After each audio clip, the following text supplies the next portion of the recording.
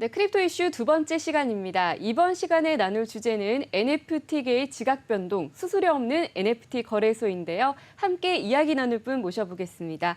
최석원 허블랩스 마케팅 매니저 모셨습니다. 네. 어서 오세요. 반갑습니다. 네, 반갑습니다. 오늘 처음 출연해 주셨는데 시청자 여러분께 간단한 소개 부탁드릴게요.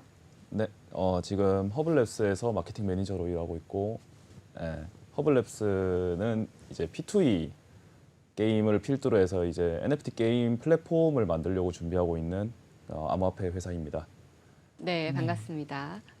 자, 일반적으로 NFT 프로젝트가 수익을 얻는 방식은 NFT 판매를 통해서 수익을 얻는 것으로 알고 있는데 이 밖에도 실제로는 또 다른 수익 구조가 있다면서요? 네, 크게 일단 두 가지가 있는데 하나는 방금 말씀하셨던 NFT 판매, 이제 민팅이라고 하는데 이게 주조한다는 뜻이거든요. 그렇죠. 그거를 이제 할 때 나오는, 그러니까 이제 유저에게 받는 대금. 네. 첫 번째 이게 있고, 그다음에 NFT를 거래소에서 거래하면서 나오는 거래 대금의 일정 퍼센테이지를 이제 NFT를 만든 사람한테, 그 제작자한테 지급하는 그 수수료가 있습니다. 네. 그래서 대표적인 예시로 이제 BAYC, 지루한 원숭이들의 이제 요트 클럽, 네.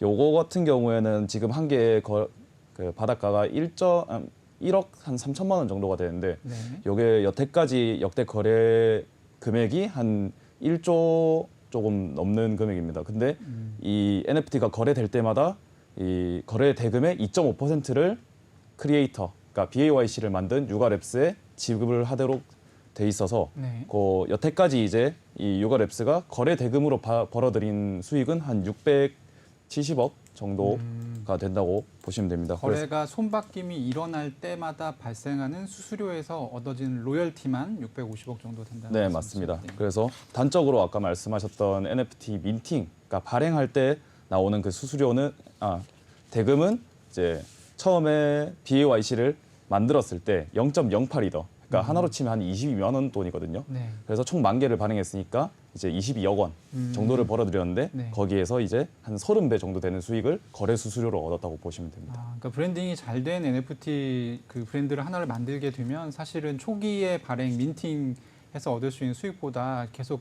운영을 하면서 얻게 되는 그 로열티가 훨씬 큰 거네요. 맞습니다. NFT 가격이 오르는 거랑 별개로 이제 거래가 많이 될수록 손바뀜이 많이 될수록 어떤 NFT를 이제 설계한 프로젝트에 도움이 많이, 그러니까 이득이 많이 되는 그런 구조인 거는 설명해 주셔서 잘 알겠는데, 어쨌든 이런 것들이 돈이 나오는 구멍을 생각해 보면 결국 NFT 구매자들이잖아요. 이런 부분에 대해서 좀 반발이라든지 부담에 대한 어떤 이견이라든지 이런 건 없었나요?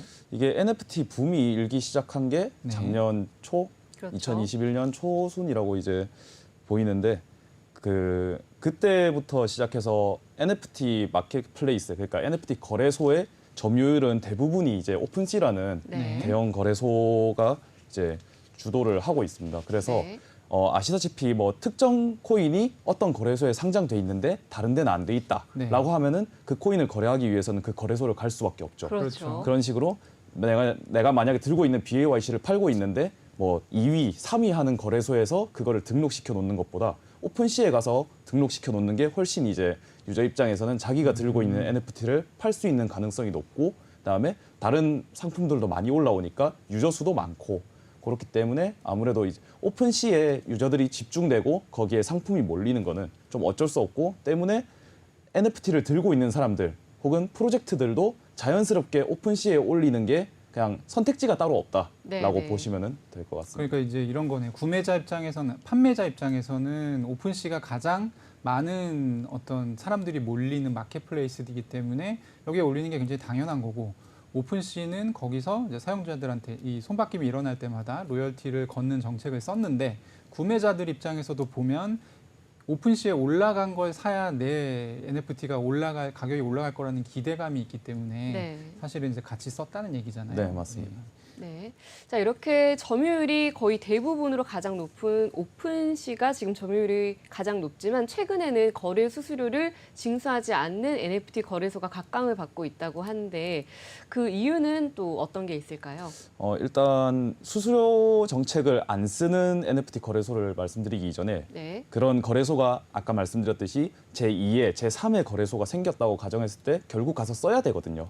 근데 그러기 위해서는 유저들이 좀 편하게 접근할 수 있는 방식이 필요해요. 네. 그래서 이제 등장한 게 NFT 거래소 애그리게이터예요. 그러니까 애그리게이터를 먼저 말씀드리자면은 네. 이 탈중앙 거래소 A 거래소에 A 거래소, B 거래소, C 거래소 이렇게 있는데 각각 이더리움을 1,550달러, 뭐 1,500달러, 1,450달러 있으면은 이더리움을 사고 싶은 사람 입장에서는 당연히 C 거래소 1,450달러에 가서 사는 게 이득이겠죠. 근데 A 거래소만 쓰는 사람은 C 거래소가 있는 거를 모르니까 아. 직접 들어가서 하나씩 봐야 되는 거예요. 그렇기 네. 때문에 여기 가격 편차가 계속 벌어지고 거기서 유저들이 이제 A 거래소를 뭐 계속 쓰는 사람은 쓸 수밖에 없다. 근데 이 애그리게이터 같은 경우에는 이 거래소를 A부터 Z까지 쭉 통합을 해서 통합이라기보다는 가격 데이터를 긁어와서 한눈에 좀 볼 수 네. 있게 하나요? 그래서 그냥 버튼만 누르면은 네. 제일 싼 걸로 거래할 수 있는 루트를 설명해주고 이걸로 거래하실래요? 그러면 확인 버튼을 누르면은 거래할 수 있게끔. 한국 분들한테 설명할 때는 일종의 네이버 쇼핑이나 그러네요. 아니면 최저가. 다나와나 맞습니다. 네, 네. 최저가 검색 사이트를 사실 이제 디파이 같은 곳에서 보면 어그리게이터라고 네, 좋은 네. 비유입니다. 네. 그래서 네. 뭐 설명하죠. 쇼핑몰은 여러 개 있지만 네이버에서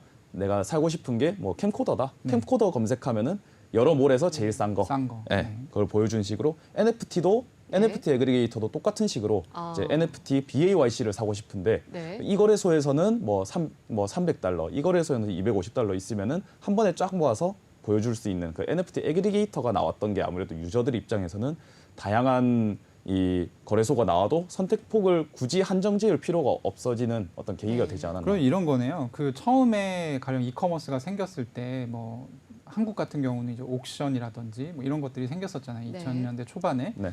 그럴 때는 모든 이커머스가 사실 다 옥션에 올라오기 때문에 음. 사람들이 옥션을 쓰는 게 되게 상식적인 행위로 생각했는데 후발주자들이 이제 들어오기 시작하면서 그리고 이제 네이버 쇼핑 같은 그런 찾아주는 서비스들이 나오기 시작하면서 다른 것들도 사실 팔 수 있게 된 거죠. 그렇죠. 이전과는 달라진 거죠, 상황 자체가. 그렇죠. 네. 판매자나 유저나 선택지가 되게 넓어졌다라고. 그렇기 때문에 이제 수수료를 좀 줄이고 내가 먹을 수수료를 좀 줄이거나 아니면 수수료 우리 받지 않겠다라고 네. 하고 일단 모객을 하는 그렇죠. 그런 일종의 이제 전략이네요. 그렇죠. 이제 NFT 오픈시 같은 경우에는 보통 5에서 10% 정도 크리에이터 수수료를 떼는데 네. 그 수수료를 절감하는 대신 유저에게 10%를 책정해 놓은 수수료가 있으면은 그 10%에서 그냥 5%만 가격을 낮추고 네. 팔면은 유저 입장에서도 5% 이득, 그렇죠. 그다음에 파는 사람도 5% 이득을 서로 갖고 갈 수 있기 때문에 그런 부분에서 이제 가격 경쟁력이 생기는 제로 수수료 거래소가 뜨는 계기가 되지 않았나. 네. 네. 아무래도 요즘에 NFT 또 시장이 또 안 좋으니까 그런 네. 것들이 또 더 많이 나올 것 같은데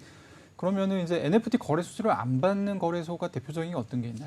일단 여기에 이 거래소 없는 수수료 논란에 이제 불을 지폈던 게 수수료 올해 없는 거래소. 네, 수수료 없는 거래소 네. 네, 논란에 이제 불을 지핀 게 올해 8월달에 그 X2Y2라는 그 거래소가 있어요. X2Y2. 네. 오픈시 같은 경우에는 자체 토큰이 없잖아요. 네. 근데 이 X2Y2는 거기서 거래를 하면은 거래한 사람들에게 이제 토큰을 나눠주는 식으로 좀 홍보, 모객 행위를 많이 했던 거래소라서. 전형적인 약간 디파이식 그런 홍보네요. 그렇죠. 네. 근데 그것 때문에 점유율이 많이 올랐어요. 네. 근데 그 오른 만큼 이 오른 거를 잘 활용해보자. 유저를 어떻게 하면 더 모을 수 있을까? 그러면은 우리는 과감하게 크리에이터에게 주는 수수료를 없애겠다. 이거를 유저가 선택할 수 있게 만들겠다라고 네. 그러니까 그 정책을 좀 바꾼 거예요. 네. 그러니까 원래 이게 관례 같은 거거든요. 그렇죠. 그러니까 크리에이터 수수료를 준다는 것 자체가. 네. 근데 얘는 이제 파격적으로 그걸 없애니까 당연히 이제 NFT 크리에이터에게는 공격이 들어오지만 그 유저들은 좋아했다. 네. 그리고 그거를 정책을 하겠다고 밝힌 뒤에 BAYC 거래자가 그 X2Y2에서 13명이 있었는데 네. 그 중에 자발적으로 그 크리에이터 수수료를 내겠다고 한 사람이 이제 13명 중에 2명밖에 안 됩니다. 그러니까 이제 유저들의 선택은 뭐 유연하다고 볼 수 있는 거죠. 네. 그래서 좀 그런 식으로 이제 처음에 불을 지폈고 이걸 따라서 솔라나에서 이제 두 번째 가는 NFT 거래소 그 매직에덴이 있는데 네. 얘네도 똑같이 이제 우리도 크리에이터 수수료를 선택적으로 할 수 있게 하겠다. 그래서 이 두 개가 일단 제일 먼저 시작을 걸었고 이제 제일 이걸 사람들한테 많이 퍼뜨렸던 프로젝트는 지난주에 이제 에어드랍 그러니까 자기들 토큰 나눠주는 그러니까 블러라는 이제 프로젝트인데 블러. 네. 네. 얘네 같은 경우에는 아까 말씀드렸던 NFT 애그리게이터랑 거래소를 동시에 하고 있는 친구들입니다. 네. 그래서 다른 거래소들의 가격도 보여주면서 동시에 자기들 거에서 올리면은 0% 수수료를 할 수도 있다라는 걸 보여주면서 모든 아이템을 활용해서 한 거죠. 거기다 에어드랍까지 진행하면서 반년 내에 NFT 거래를 이제 1이 더 이상 한 사람은 우리 토큰도 주겠다. 네. 이런 식으로 하니까 사람들 입장에서는 거부할 이유가 없는 거죠. 네. 그래서 이런 프로젝트들이 지금 좀 시장에서 많이 활동하고 나와 있는 있고 지금 경쟁 중이기 때문에 사실 내용 경쟁의 구체적인 내용들은 좀 더 심화될 수도 있어 보이네요. 맞습니다. 네. 자, 그런데 이렇게 거래 수수료가 발생을 하지 않으면 유저들 입장에서는 물론 효율적이겠지만 아까 말씀하신 대로 NFT 크리에이터 입장에서는 그동안 관행적으로 주어지던 그런 수수료가 없어지다 보니까 굉장히 반발이 생길 것 같은데 실제 상황은 어떤가요? 일단 앞서 이제 설명했던 뭐 X2Y2 같은 케이스가 딱 나오자마자 네. 당연히 이제 트위터부터 시작해서 커뮤니티가 들끓었죠. 예, NFT 제작자들, 크리에이터들, 그다음에 NFT 프로젝트 만드는 사람들은 그렇죠. 이제 아까 BAYC를 단적으로 예를 들었지만 팔았을 때 받았던 금액과 이 거래량이 많이 나왔을 때 얻을 수 있는 기대 비용이 격차가 엄청 크거든요. 그렇죠. 이거를 후자를 포기해야 되는 상황이기 때문에 네. 왜 관례를 깨려 하냐. 네네. 예, 우리의 창작 의욕을 깨려고 한다라는 그런 얘기가 많이 나왔었는데 네. 일단 직접적으로 제일 타격을 많이 받을 프로젝트는 이제 프리민팅이라는 정책을 활용한 아예 돈을 안 받고 이제 발행을 해주는 네, 그런 말 프로젝트들이 그대로 있죠. 민팅할 때 공짜로 해주겠다. 아까 BAYC는 0.08 이더를 받았지만 네. 우리는 공짜로. 너는 네트워크 수수료만 내. 그렇죠. 예, 이런 식으로 이제 하는 프로젝트들이 나왔어. 뭐 대충 이제 어떤 그 얘네들의 사업 모델이 어떤 건지 이제 예상이 가실 건데 자기들이 들고 있는 팀 물량이 가격이 많이 오르면 판다. 이게 네. 첫 번째. 그다음에 두 번째는 거래량. 거래량이 많이 나오면은 거기서 얻을 수 있는 수익.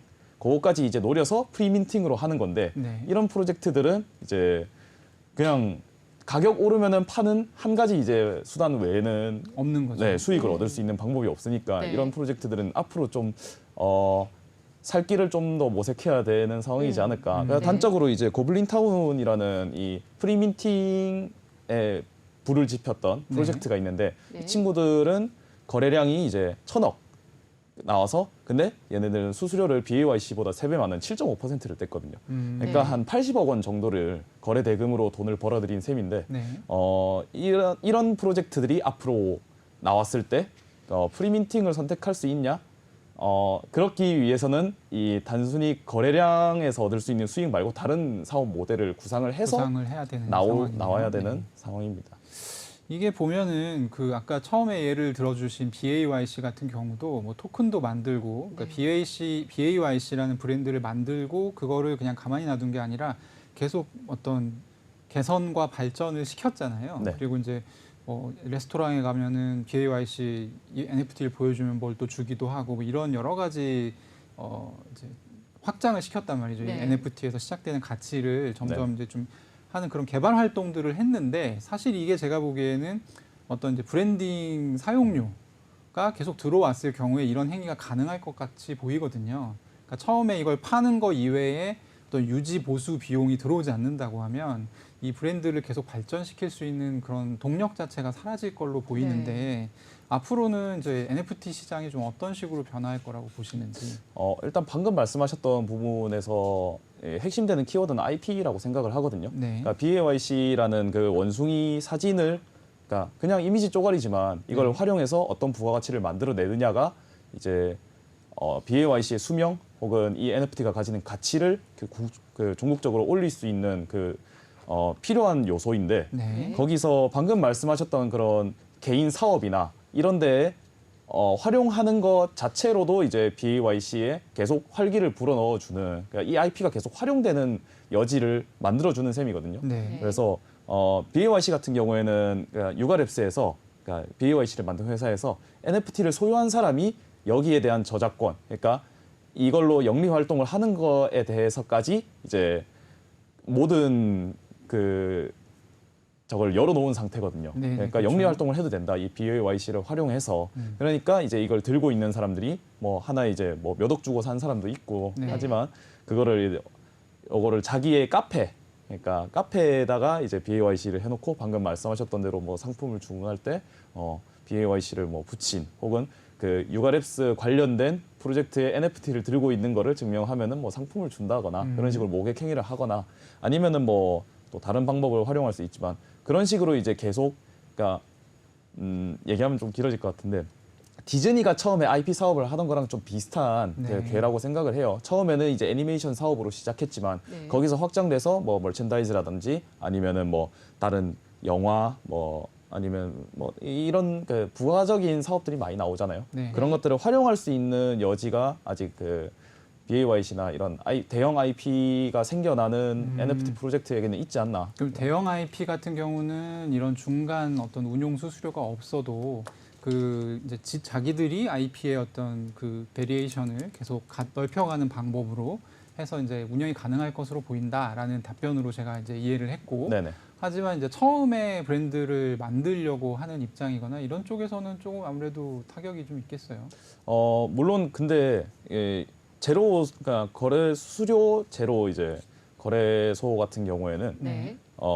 그냥 그런 게 나온다 해서 이제 거래량이 나와도 수익을 얻을 수 없는 프로젝트 같으면은 좀 극단적인 얘기로 네. 그 BM이 거기에 국한된 프로젝트 같으면은 네. 사실 그러니까 프로젝트가 아니라 BM이 거기에 국한된 프로젝트는 없어져야 되는 게 맞고 이게 냉정한 말씀하시네요. 종국적으로는 NFT 시장 자체가 성장하기 위한 어떤 성장통이라고 생각을 하거든요. 네. 그러니까 지금 당장 NFT 그림 그러니까 뭐 좀 약간 그 세게 말해서 이제 네. 그림을 갖다 팔기만 하는데 돈이 막 몇 천만 원씩 오가고 이러는 것 자체에 대해서 사람들이 인식하기에 그렇게 썩 곱진 않거든요. 이게 왜 돈이 되고 이걸 네. 왜 이렇게 비싸게 사냐. 투기 네. 성향이 강하다. 네. 사실 이게 맞는 말이에요. 근데 여기서 앞으로 나오는 프로젝트들은 그런 부분에 대해서 고민을 해봐야 된다는 거죠. 단순히 거래량이 나와서 혹은 거래 수수료로 많이 뗄 수 있기 때문에 거래 마케팅 많이 하고 장사 막 계속 해가지고 논란 일으키고 그거 거래시키고 거기서 나오는 거래 수수료 받으면 이게 과연 비즈니스 모델일까요? 저는 그렇게 생각을 안 하거든요.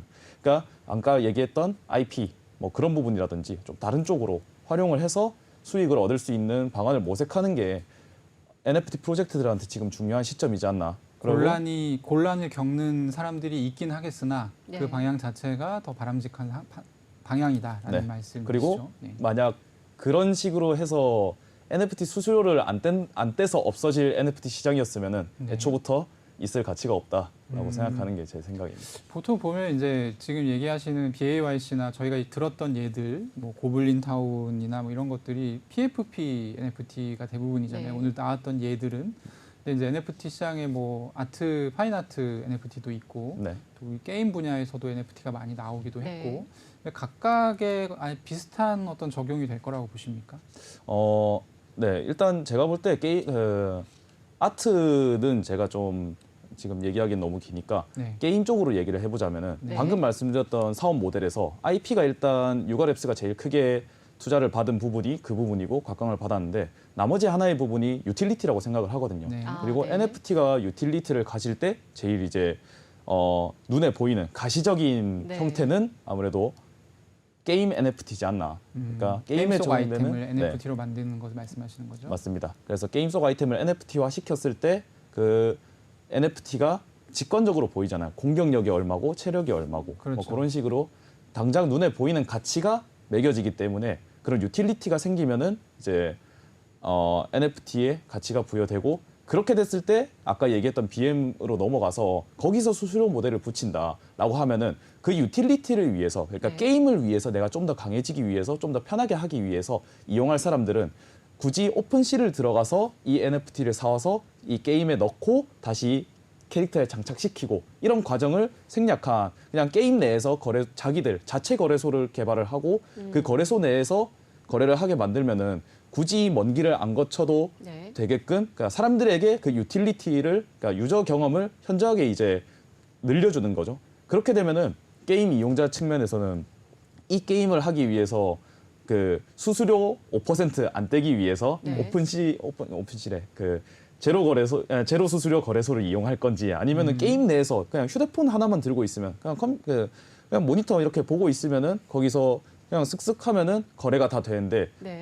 그런 유틸리티가 있다면은 과연 유저들은 그 5% 때문에 이 번거로운 작업을 할 것인가? 정말 편하게 만든다면 혹은 거기에 다른 혜택을 부여한다면은 그 부분은 충분히 해결될 수 있다고 생각을 하거든요. 그 말씀하신 걸 정리해 보면 이런 NFT 마켓플레이스에서 이제 가져가는 수수료를 줄인다든지 아니면 그 창작자에게 돌아가는 몫을 좀 줄인다든지 하는 네. 것들이 요즘의 어떤 트렌드이긴 하나 그조차도 판매하는 IP의 가치, 잠재력, 파괴력 등에 따라서 얼마든지 다른 어떤 경영 전략을 씌울 수 있다라는 말씀으로 들리네요. 맞습니다. 네. 어쨌든 지금 뭐 NFT에 관심이 많으시니까 NFT 여러 개를 가지고 계실 텐데 네. 가지고 계시는 NFT들 중에 그러니까 실제로 좀 써보시기에 이런 어떤 전략들이 좀 효용이 있나요? 최근에 뭐 사셨던 어떤 경험이라든지 이런 걸 좀 추천해 주실 만한 게 있을까요? 거래소를 그러니까 거래소 말씀이신가요? 네, 거래소를요. 거래소는 제가 이제 블러 이번에 에어드랍 그 받기 위해서 들어가서 사용해봤는데 네.